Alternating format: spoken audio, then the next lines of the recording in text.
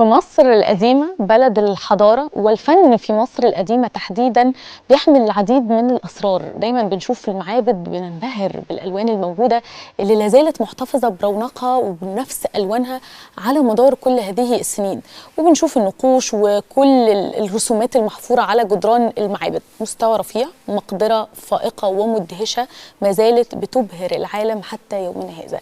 لكن يمكن احنا واحنا بنتفرج على الألوان دي والرسومات دي والنقوش دي نسأل نفسنا هي ايه الالوان اللي كانوا بيستخدموها تفضل محتفظه برونقها كل السنين دي، وازاي استخدموها، وليه اصلا اكتشفوا او ابتكروا الالوان. هنعرف ونتكلم في الملف ده وتفاصيل مع دكتور اسلام محمد سعيد، دكتور الارشاد السياحي بالمعهد العالي للدراسات النوعيه وعضو اتحاد المؤرخين العرب. اهلا بيك يا دكتور اسلام، صباح الفل. صباح الفل يا حضرتك والسلام. طيب قولي لي الاول، الالوان في مصر القديمه كانت عامله ازاي؟ كانوا بيجيبوها منين؟ يعني تمام. اخترعوها ازاي الالوان في مصر طبعا القديمه؟ بسم الله الرحمن الرحيم. يمكن في البدايه لابد ان نؤكد ان المصري القديم استطاع ان يتناغم مع البيئه المحيطه مخرجا او مستفيدا من كل عناصرها، وترك لنا الاثار الخالده اللي احنا بنشهدها سواء في المقابر او في المعابد زي ما حضرتك ذكرتي. ويمكن البدايه الفعليه لفكره استخدام الالوان عموما كانت منذ عصور ما قبل التاريخ. ويمكن تباعا في الدوله القديمه ابتدى يظهر مجموعه من الالوان بالتحديد اللي هم الست الالوان الرئيسيه، سواء بنتكلم اللون الاحمر او الاصفر او الاخضر او الازرق والابيض والاسود. ولكن الحيثيات بتاعتهم ابتدى ان يحصل تطور بعد من ذلك من اجل اللي هو ممكن يخفف بعض الالوان كطبيعه اللون الرمادي شويه باضافه اللون الابيض على اللون الاسود. الالوان الاساسيه السته دي اللي ظهرت ازاي اصلا؟ طبعا دول من خلال استخدام الاكاسيد المختلفه المعدنيه، ودي هنتكلم عنها، بس مبدئيا احنا بنوضح الفكره العامه للتصنيف بتاع الالوان. ان هو ابتكر من الست الوان دول الوان اضافيه، وابتدى يعمل عنصر اخر اللي هو ميكس ما بين اكتر من لون، فجمع ما بين اللون الازرق واللون الاخضر واللون الاحمر فيما يعرف بالتحديد بصاب شو تي، اللي هي مجازا حتى اللفظ ده لقيناه الريش ذو اللون المتعدد او ذات الالوان المتعدده، اللي هو كان بيجمع بين اكتر لون، وده كان بيستخدمه لو هو عايز يلون عدد من الطيور او الحيوانات او الثعابين، باعتبار انه يقدر يجيب درجات الالوان المتفاوته دي. علاوه على ذلك السؤال اللي حضرتك ذكرتيه هو مستخرجات الالوان دي كان بيستجلبها منين او بيجيبها منين؟ بالتحديد كان بيعتمد على الاكاسيد المختلفه. يمكن عندنا بالتحديد الذكر الخاص باللون الابيض ده كان بيعتمد على الجبس او الحجر الجيري بالتحديد او كربونات الكالسيوم او كربونات الرصاص. يمكن دول كان العناصر الاساسيه اللي بيقدر يستخدم منها او يستغلها في اخراج اللون الابيض بالتحديد. وكان اللون الابيض بيستخدمه في العموم لا اما في تلوين الرداء الخاص بالثياب للحياه اليوميه، او بالنسبه للون اللي هو بتاع الانثى مجازا، باعتبار ان هو بيديها اللون الكريمي بعض الشيء، لان هي ما كانتش بتخرج تشتغل في البيئه الخارجيه، كانت بتبقى اعمالها داخليه عكس الرجل. الرجل كان ممكن يديله اللون البني شويه اللي احنا زي احنا كده في حياتنا بنبقى قمحيين كطبيعه الجينات المصريه مجازا. فكان الحيثيات بتاعه الامر ده بالنسبه للون الابيض بالتحديد، علاوه طبعا على اللون الاصفر، ويمكن ده يعتبر كان هو الاكثر استخداما كمان. يعني اللون الابيض كان ممكن يعمل بيه بياض العين او يستخدمه للملابس او لتلوين وجه المراه. طب دكتور، بس عشان قبل ما ندخل في النقطه بتاعه استخدامات الالوان الالوان نفسها قلت لنا الابيض من الجير او من الحجر الجيري، باقي الالوان اللون الاصفر، اللون الاسود هنقولهم اللون الاصفر بالتحديد كان بيستخدمه من الغيره بتاعته، كانت بتبقى اكاسيد الحديد بالتحديد، مع عندنا جوانب اخرى لعدد من المعدن اسمه الليمونايد بالتحديد. ده كان عنصر مهم جدا بجانب كبريتيد الزرنيخ مجازا كما هو يعرف بالمعنى الدارج. يعني كنا بنستخدمه بعنصر فعال جدا باعتبار ان هو بيديني لمعه، وفي نفس الوقت كان بيستخدمه لا تلوين لا اما بطانه للالوان. يعني راح واحنا بنشوف حتى على الجداريات بالظبط كان بيعمل بطانه اساسيه وبيثبتها ثم بيرسم عليها وبيبتدي يلون الايه المناظر التصويريه اللي موجوده. طيب بالاضافه الى ذلك ان اللون الاحمر نفس الامر برضو كان بيتم استجلابه من عدد من اكاسيد الحديد، علاوه على اللون الاسود كان بيستخرجه من الكربون عموما او حرق بعض المواد النباتيه اللي يستخدم منها اللون الاسود او اللي بنسميه اللي هو لون الفحمي يعني. بالظبط اللون الفحمي الى حد ما. وده كان كل لون من دول لهم رمزيات عموما في مصر القديمه وارتباطات مختلفه. بالاضافه ان عندنا اللون الاخضر واللون الازرق كان بيجيبهم من مالاتايت بالتحديد اللي هو مجازا النحاس الخام، ثم بعد من ذلك بدايه من الاسره ال11 او الدوله الوسطى ابتدى يستخدم السيليكا وكربونات الكالسيوم والنحاس ومعاه النترون. دول اللي كان بيبقى ميكس كده او خليط يقدر يستخرج منه اللون الاخضر او اللون الازرق.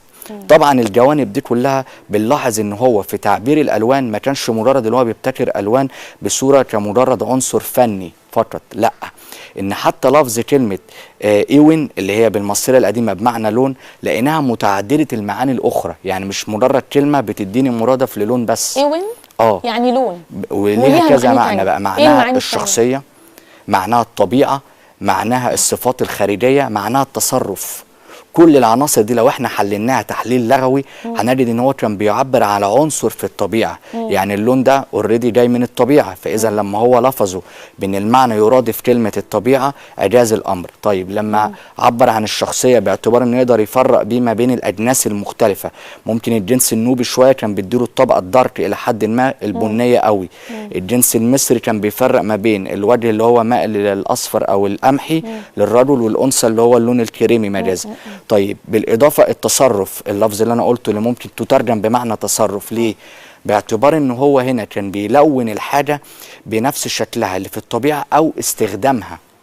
يعني ايه؟ يعني نفترض لو انا مثلا شفت عنصر تلوين السماء بلونه باللون نفترض الازرق، او المياه نفس القصه، او ممكن استعين باللون الابيض بالتباين ما بين الاثنين.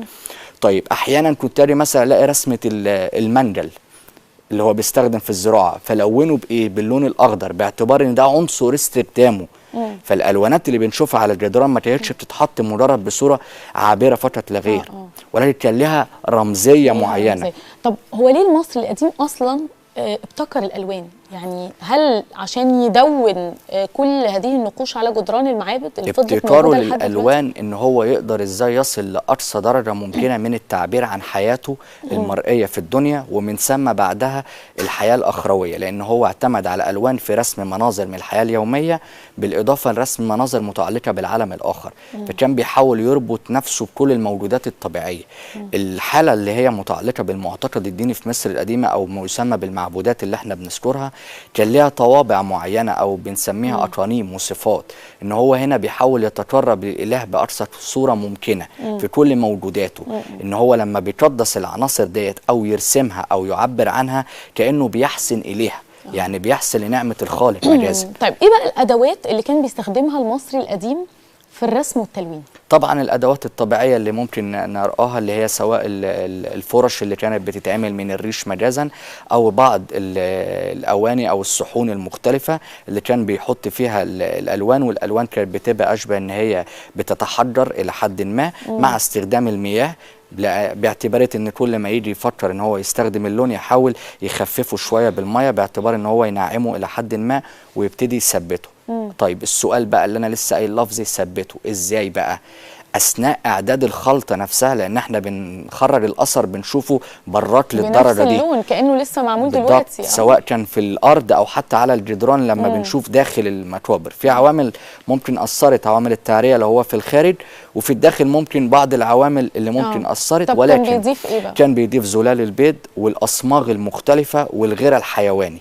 طيب الجوانب دي كلها مهمه جدا لانها بتعطي طبقه كانها الورنيش العازل عن اي شوائب ممكن تتعرض ليها. ودي وقفنا عندها كتير جدا، ان هو مش بس كان بيستخدمها كمواد عازله، يعني ممكن يعملها اثناء الخلطه بالتحديد، واحيانا كان يسيب اللون بطبيعته.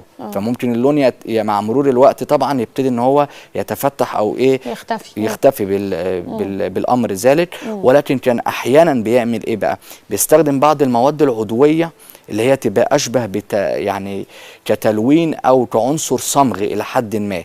يعني زي اللون الاسود، ودي نقطه مهمه جدا. الاسود ما كانش بس بيعتمد على فكره الكربون او الفحم وما شابه، احيانا كان بيستخدم الراتنجات الايه؟ الراتنجات اللي هي العناصر الصمغيه مجازا او السوائل الصمغيه، ودي كانت بتبقى لا اما بيجيبها من اشجار الصنوبر او الفستق بالتحديد. ويمكن عندنا الاثنين كانوا في الغالب بيبقى استيراد يعني الى حد ما، لان البيئه الطبيعيه بتاعتهم كانت اسيويه. يعني الفستق ده كان بيجيبه من المنطقه المحيطه في حيفا بالتحديد قرب الاطار بتاع فلسطين.